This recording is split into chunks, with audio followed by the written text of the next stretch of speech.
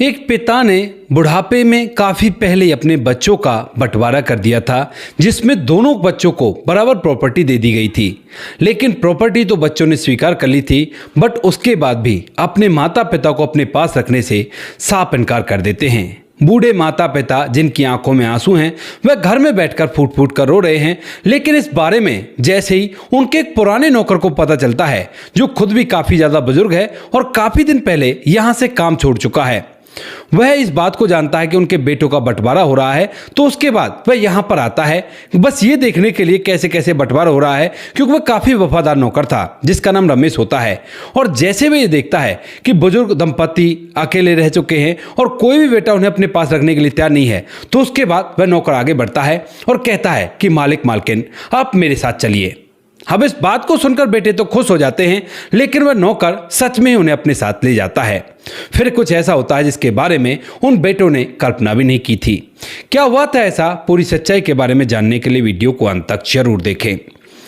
नमस्कार दोस्तों, मेरा नाम है जीतू और आप लोग देख रहे हो पंचायत चैनल। और इस पंचायत चैनल को आपके सपोर्ट की बहुत ज़्यादा ज़रूरत है, तो ज़्यादा से ज़्यादा सपोर्ट और अपना प्यार इस चैनल को दिखाएं और वीडियो को लाइक और चैनल को सब्सक्राइब, वीडियो को शेयर बहुत सारी कर दें, ताकि इसको जल्दी से ग्रो मिल सके और आप लोगों के बीच में एक और प्लेटफॉर्म ऐसा तैयार हो सके जहाँ पर आप हमारी कहानियाँ इस तरह की सुन सकते हैं। कहानी स्टार्ट होती है मुंबई के अंदर से। मुंबई जो कि एक सपनों का शहर है, वहाँ पर एक अमीर बिल्डर होता है जिसका नाम होता है अभिमन्यु, जिसकी पत्नी का नाम विमलेश होता है। और अभिमन्यु के दो बेटे हैं। दोनों बेटों को उन्होंने बहुत बड़े बड़े स्कूलों में पढ़ने के लिए भेज रखा है और बहुत सारा पैसा वो कमाया करते हैं। घर में कम से कम 12 से 13 नौकर हैं, जिन नौकरों का काम हुआ करता है उनको आराम से जिंदगी जीने में मदद करना। अभिमन्यु रोज सुबह सुबह अपनी गाड़ी में बैठते हैं, पहले अपने ऑफिस जाते हैं और फिर और कहीं उन्हें जाना होता है तो गाड़ी से वहां पर जाया करते हैं।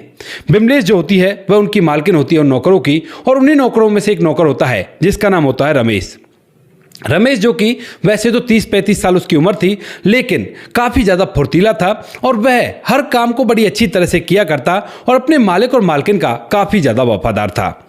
अब यहाँ पर जो रमेश होता है उससे मालिक और मालकिन काफ़ी ज़्यादा प्रभावित होते हैं। लेकिन तभी एक दिन की बात होती है जब शाम के समय अपने काम को कंप्लीट करने के बाद रमेश घर से चला तो जाता है, लेकिन दूसरे दिन काम पर नहीं आता है। अब सुबह सुबह मालिक अभिमन्यु को कोई काम होता है और उसी लिए उसे गाड़ी से कहीं जाना था। वह नौकरों से कहता है कि गाड़ी को साफ करो, क्योंकि ड्राइवर भी नहीं आया था। तो उसी वजह से वह रमेश को ढूंढता, लेकिन जब रमेश नहीं मिलता तो किसी और नौकर से गाड़ी साफ करवा लेता है और वहां से चला जाता है। लेकिन जैसे अगले दिन वो सोचता है कि शायद हो सकता है एक आध दिन तबीयत खराब हो गई हो, तो अगले दिन वह रमेश की राह देखता है। लेकिन अगले दिन भी जब रमेश नहीं आता तो उसके बाद जो मालिक होता है वह सोचता है कि नौकर तो हुआ ही ऐसा करते हैं, कहीं पर ज़्यादा सैलरी मिल गई होगी तो उसके बाद मेरा काम छोड़ दिया है। ऐसा सोचकर जो मालिक रमेश होता है वो किसी दूसरे व्यक्ति को उस काम पर रख लेता है और फिर रमेश को मानो एकदम से भूल ही गया था, क्योंकि उन्हें लग रहा था कि रमेश ने कहीं और काम पकड़ लिया है। लेकिन जैसे इन बातों को 3 दिन बीतते हैं और तीसरे दिन की दोपहर के समय अचानक से एक महिला जिसकी गोद में एक बच्चा है, वह उनके दरवाजे पर आती है और गार्ड से कहने लगती है कि मुझे मालिक मालकिन से बात करनी है, मेरी बात करवा दो, बहुत जरूरी है। गार्ड उससे कह रहा था कि नहीं, ऐसे बात नहीं हो सकती, तुम चली जाओ, क्योंकि वो महिला देखने में काफ़ी ज़्यादा फटेहाल लग रही थी। उसके बाद यहाँ पर जो अंदर मालिक विमलेश होती है, क्योंकि मालिक तो काम पर गए हुए थे, तो मालकिन जो विमलेश होती है वह उसे देख लेती है और देखने के बाद पूछने लगती है कि कौन हो तुम और यहाँ पर क्या कर रही हो। तो उसके बाद वह बताती है कि मैम साहब, मेरा नाम राधा है और मेरे पति रमेश आपके यहाँ पर काम किया करते थे। अब इस बात को सुनकर जो विमलेश होती है वह भी जानती है रमेश को अच्छी तरह से, क्योंकि काफ़ी दिनों से वो यहाँ पर काम कर रहा है और मेहनत और ईमानदारी से काम किया करता है। तो वह कहने लगती है कि हाँ, कहाँ है वो रमेश, कई दिनों से हम उसे लेकर परेशान हैं कि वो आ नहीं रहा काम पर। तो उसके बाद वो कहती है कि मैम साहब, जब आपके यहाँ से जा रहा था तो उसका एक्सीडेंट हो गया था और उसके बाद वह सरकारी हॉस्पिटल में है, 3 दिन से वह आईसीयू में है और अब जो डॉक्टर साहब हैं वो उसका ऑपरेशन के लिए बोल रहे हैं और मुझे ना कुछ पैसों की ज़रूरत है, आप कैसे भी करके मेरे लिए पैसों का इंतजाम करवा दो। अब इतनी देर में वहाँ पर मालिक भी आ जाते हैं और जब मालिक इस महिला को देखते तो पूछते कि क्या हुआ। तो यहाँ पर जो विमलेश है वो पूरी कहानी बताती है कि ऐसे ऐसे रमेश की पत्नी है और उसकी पति को फिलहाल पैसों की ज़रूरत है इलाज के लिए, और ये इसीलिए यहाँ पर आई है। कह रही थी कि सभी रिश्तेदार से मदद मांग कर देख ली, लेकिन कोई भी काम नहीं आया, अब आप लोग ही आखिरी उम्मीद हो। उसके बाद जो रमेश का जो मालिक होता है अभिमन्यु, वह इस बारे में बिल्कुल भी नहीं सोचता है और फौरन से अपने एक दूसरे नौकर को कहता है कि ऐसा करो, जाकर फौरन से उसके इलाज में जो भी खर्चा आए सारा के सारा बिल मैं दूंगा और उसे जल्द से जल्द ऑपरेशन करवाने के लिए भेज दो। यहाँ पर वह जो नौकर होता है दूसरा वाला, वह वहाँ पर जाता है और वहाँ पर जाकर उसका इलाज करवा देता है। और जैसे ही 7 दिन में वो पूरी तरह से ठीक होता है तो उसके बाद फौरन से अपने मालिक से मिलने आता है और मालिक के सामने हाथ जोड़कर पैर छूने की कोशिश करता है। लेकिन तभी जो मालिक होता है वो कहता है कि कोई बात नहीं, तुम मेरे यहाँ पर तो काम किया करते थे तो इससे तो मेरा फर्ज बनता है। लेकिन तभी यहाँ पर जो रमेश है वो कहता है कि नहीं साहब, फर्ज वर्ज तो आपका कुछ नहीं बनता, लेकिन ये तो आपकी अच्छाई है जो आपने हम जैसे मामूली आदमी की तरफ देखा, और अगर आप ना होते तो मेरे बच्चे भूखे मर जाते। मैं आपको जिंदगी में कभी भी निराश नहीं करूंगा और आपका साथ हमेशा दूंगा। ऐसा कहकर जो रमेश है वो फिलहाल तो घर चला जाता है, क्योंकि अभिमन्यु ने उससे कहा था कि तुम आराम करो। लेकिन उसके बाद लगातार यहाँ पर काम करता रहता है और धीरे धीरे जब रमेश का बेटा बड़ा हो जाता है और वह एक कंपनी में काम करने लगता है तो उसके बाद जो रमेश का बेटा होता है वही कहता है कि पिताजी अब आप काम करने के लिए मत जाओ, आप यहाँ पर रहो। इधर अब तक जो अभिमन्यु था वह भी बुजुर्ग हो चला था और उसके बाद उन दोनों ने एक साथ काफी अच्छा समय बिताया था और दोनों में एक तरह से ऐसा प्यार था कि जिस तरह का शायद नौकर और मालिक का तो हुआ ही नहीं करता है। एक तरह से दोस्तों का सा व्यवहार वो एक दूसरे से किया करते थे।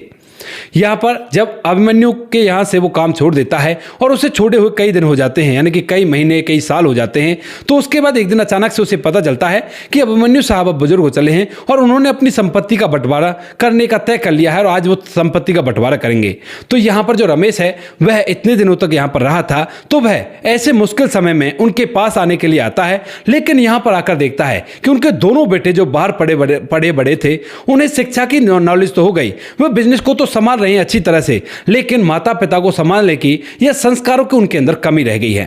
इसी वजह से वह अपने माता पिता को कोई भी भाई अपने पास रखने के लिए तैयार नहीं होता है। और ये बात देखकर यहाँ पर जो रमेश होता है उसकी आंखों में आंसू आ जाते हैं और वह फौरन से अपने मालिक से कहता है कि मालिक कोई बात नहीं, आप ना मेरे साथ चलो, मेरा बेटा हमारे साथ साथ आपका खर्चा भी उठा लेगा, लेकिन आपको मेरे साथ चलना होगा। अब पहले तो जो मालिक है वो मना करने लगता है, लेकिन तभी उनके जो दोनों बेटे होते हैं वो कहने लगते हैं कि हाँ अगर वहां पर जाना चाहते हो वहां पर जा सकते हो, हमें इस बात से कोई भी आपत्ति नहीं है। अब जो अभिमन्यु होता है और उसकी पत्नी जो बिमलेश होती है वो दोनों ये बात देखकर अपनी आंखों में आंसू तो ले आते हैं, लेकिन रमेश से कहते हैं कि ठीक है हम चलते हैं तुम्हारे साथ, वहां पर 2 रोटी का इंतजाम करवा देना, बस इतना ही काफी है।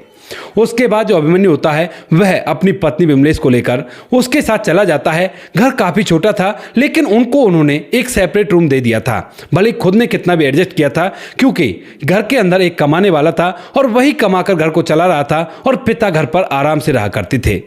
उसके बाद यहाँ पर जो अभिमन्यु होता है वह वहां पर रहने तो लगता है, लेकिन जब उसका बेटा आता है रमेश का बेटा और उसे पता चलता है कि ये मालिक मालकिन है तो वह भी आकर उनके पैर छूता है और कहता है कि मालिक आपके ना बहुत बड़े बड़े एहसान है हम पर, अगर आप ना होते तो शायद आज हम लोग इज्जत की रोटी नहीं खा पा रहे होते। उसके बाद वो कहता है कि बेटा एहसान कुछ भी नहीं है, ये तो मेरा फर्ज था क्योंकि मेरे यहाँ पर तुम्हारे पिता काम किया करते थे। लेकिन तभी वो कहता है कि मालिक देखो मैंने भी बहुत सारे अमीर लोग देखे हैं, कोई भी इतना नहीं सोचा करता जितना आपने सोचा है, जितना आपने सोचा था अगर उतना सब लोग सोचने लगे तो दुनिया के अंदर नौकर और मालिक का रिश्ता ऐसा हो जाएगा जिसके बारे में किसी ने सोचा भी नहीं होगा। तो यहाँ पर अभिमन्यु इन बातों को हटाते हुए कहने लगता है कोई बात नहीं, ये सब तो होता ही रहता है, और सुनाओ तुम क्या किया करते हो। तो यहाँ पर वह अपने बारे में बताता है कि ऐसे ऐसे कंस्ट्रक्शन कंपनी है उसमें काम किया करता हूँ, क्योंकि अभिमन्यु के कहने पर ही उसके पिता ने उसे वो पढ़ाई लिखाई करवाई थी जिसमें वो कंस्ट्रक्शन में काम कर सके। तो यहाँ पर वह कहता है कि बेटा बहुत अच्छी बात है, और उसके बाद वह उसे और भी कंस्ट्रक्शन के बारे में बारीकियां सिखाने लगता है, क्योंकि वह भी काफ़ी दिनों तक कंस्ट्रक्शन फील्ड में काम करता रहा था। जो बिल्डर था तो उसे कंस्ट्रक्शन की नॉलेज थी, तो इसी वजह से वह ढेर सारी बातें उसे सिखाता है। और उसके बाद भी जब वह वहां पर रहने लगता है तो ना जाने कैसे उसे महसूस होने लगता है कि वह इन लोगों पर बोझ है, क्योंकि रमेश ने पहले जब उनके यहाँ पर काम किया था तो उसके बदले में उन्होंने उसे पैसे दिए थे और अब तो यहाँ पर वो फ्री में रह रहे हैं। तो इसीलिए यहाँ पर जो अभिमन्यु होता है वो बहुत सोचता है और बहुत सोचने के बाद एक फैसला करता है कि वो दोबारा से अपनी एक छोटी सी बिल्डिंग कंस्ट्रक्शन की कंपनी खोलेगा और उसको बुलंदियों तक ले जाएगा जितना ले जा सकता है, क्योंकि अब तक उसने अपने बेटे के लिए कमाया था लेकिन अब वह अपने लिए कमाना चाहता है। इस विचार को जैसे वो रमेश के बेटे को समझाता है तो उसके बाद वो कहता है कि देखिए साहब इतने पैसे तो नहीं है लेकिन मैं कोशिश करूंगा कैसे भी करके। तो वो कहता है कि पैसों की जरूरत नहीं है, तुम केवल साथ दो, क्योंकि मेरे अभी भी इतने जानने वाले हैं जो मुझे एक कहे पर काफी सारा पैसा दे देंगे। तो उसके बाद वो ऐसा ही करता है, उसका साथ देता है। और यहाँ पर अभिमन्यु अपनी नॉलेज को लगाकर साथ में जो रमेश का बेटा होता है आयुष्मान, उसकी मेहनत को लगाकर एक बिल्डिंग कंस्ट्रक्शन कंपनी खड़ी कर देता है, जो कंपनी आसमान की बुलंदियों को छूने लगती है कुछ ही सालों में, क्योंकि यहाँ पर काफी सालों का एक्सपीरियंस था अभिमन्यु का, और साथ में जो लड़का था उसकी मेहनत थी, उसके अंदर कोई भी घमंड नहीं था। उसके दोनों बेटों ने जो कंपनी अपनी अपनी बनाई थी, यानी कि उस कंपनी के दो हिस्से किए थे और दोनों कंपनियों को अलग अलग चला रहे थे, वो दोनों के दोनों कंपनियां उसके आगे फीकी पड़ जाती हैं। और जब ऐसा होता है तो यहां पर जो आयुष्मान होता है रमेश का बेटा, वह बताता भी है कि साहब ऐसे ऐसे हो रहा है, आपके बच्चों की कंपनियां डूबने के लिए जा रही हैं। तो वो कहता है कि यही तो मैं चाहता हूं, उनको पता चले कि बाप तो बाप हुआ करता है और बेटा बेटा हुआ करता है। इसके बाद आयुष्मान की कंपनी और भी ज्यादा तरक्की करने लगती है, ढेर सारे वर्कर वहां पर काम करने लगते हैं। रमेश, साथ में अभिमन्यु और आयुष्मान, तीनों के तीनों वहां पर काम किया करते हैं और काम करके इस कंपनी को उन दोनों कंपनियों से ऊपर कर देता है। और ज्यादातर क्लाइंट वही होते हैं, क्योंकि अभिमन्यु ने अपने क्लाइंट ही उन बच्चों को दिए थे, और जब बच्चे उसका साथ नहीं देते हैं तो उन क्लाइंटों को वापस भी ले लेते हैं। अब दोनों बेटे पूरी तरह से देवालिया हो जाते हैं, जो कुछ उनके पास प्रॉपर्टी होती है उसको बेच बेच कर कंपनी में लगाते हैं, लेकिन फिर भी वो कामयाब नहीं हो पाते। उसके बाद जब इसकी कंपनी अच्छी तरह से चलती है तो ये बहुत बड़े बंगले में रहा करता है पूरा परिवार, सभी लोग एक साथ। और यहाँ पर जो अभिमन्यु होते हैं वो आयुष्मान को ही अपना बेटा समझने लगते हैं, कहते हैं कि बेटा तू ही मेरा बेटा है, और आयुष्मान भी अपने पिता की तरह ही उन्हें ट्रीट किया करता है। बहुत बड़े बंगले में रहा करते हैं और आयुष्मान हर बात पूछकर उनसे किया करता है, और धीरे धीरे समय बीतता है। समय के साथ साथ एक दिन उनके दोनों बेटे उनके दरवाजे पर हाथ जोड़कर माफी मांगते हुए आने लगते हैं, कहते हैं कि पिताजी हमें माफ कर दो, हमसे बहुत बड़ी गलती हो गई। अब जो अभिमन्यु होता है वह तो माफ करने से उन्हें मना कर देता है और धक्के देकर यहां से भेज देता है, लेकिन आयुष्मान अब उन्हें अपनी तरफ से ऐसे काम दे देता है जिन कामों से उनका जीवन आराम से व्यतीत हो सकेगा और कोई भी दिक्कत नहीं है। कहता है कि देखो कंपनी तो तुम्हें नहीं मिलेगी, लेकिन तुम्हें कॉन्ट्रैक्टर बन जाओ, और कॉन्ट्रैक्टर बन के मैं तुम्हें कॉन्ट्रैक्ट दे दिया करूंगा, और अच्छी सी मेहनत करके अगर काम करोगे तो तुम्हें आगे भी कॉन्ट्रैक्ट मिलते जाएंगे। तो उसके बाद वो लोग ऐसा ही करते हैं और अपने जीवन को हंसी खुशी जीने लगते हैं। जब वो अच्छे से कमाने लगते हैं तो एक दिन जो आयुष्मान होता है वह अभिमन्यु को जैसे तैसे मनाकर उन बच्चों के पास ले जाता है और वहां पर कहता है कि आप इन्हें माफ कर दीजिए, है तो ये आपके बच्चे ही, भले इन्होंने जो कुछ भी किया हो वो कमी आपकी नहीं थी, वो कमी तो इनकी शिक्षा की थी, क्योंकि जहां पर इन्होंने शिक्षा प्राप्त की है वहां पर भावनाओं की और रिश्तों की कोई कदर नहीं हो करती। दरअसल उन्होंने विदेश में शिक्षा प्राप्त की थी, और विदेश में तो बुजुर्गों को बोझ के अलावा कुछ भी नहीं समझा जाता। संस्कार तो यहाँ पर मिला करते हैं ना, जैसे घर में दादाजी होते हैं तो उनका आदर करने के लिए अपना जो पिताजी है वो भी कहेगा, और साथ में जो बच्चे भी हैं वे भी अपने आप ही उनका आदर सम्मान किया करते हैं, क्योंकि कई बार जब पिता बच्चों को डांटा करता है तो दादा दादी उनकी ओर ले लिया करते हैं। तो यहाँ पर उसके बाद वो बच्चे भी सुधर जाते हैं और ये पूरा परिवार एक संगठित होकर एक साथ रहने लगता है। तो दोस्तों ये थी आज की कहानी, आपको जैसी भी लगी हो कमेंट सेक्शन में बता देना। वीडियो अगर अच्छी लगी हो तो वीडियो को लाइक और चैनल को सब्सक्राइब जरूर करें, ताकि हमें थोड़ा सा हौसला मिल सके आप लोगों के लिए ऐसी अच्छी वीडियो बनाने के लिए। इन कहानियों को सुनाने का उद्देश्य किसी को परेशान करना बिल्कुल भी नहीं है। ये कहानी आपको इसलिए सुनाई जाती है ताकि आप लोग इन कहानियों में से कुछ ना कुछ सीख सको और अपने जीवन में उस चीज़ को अप्लाई कर सको। मिलते हैं किसी नेक्स्ट वीडियो नए टॉपिक के साथ, तब तक के लिए जय हिंद, जय भारत, जय हिंदुस्तान।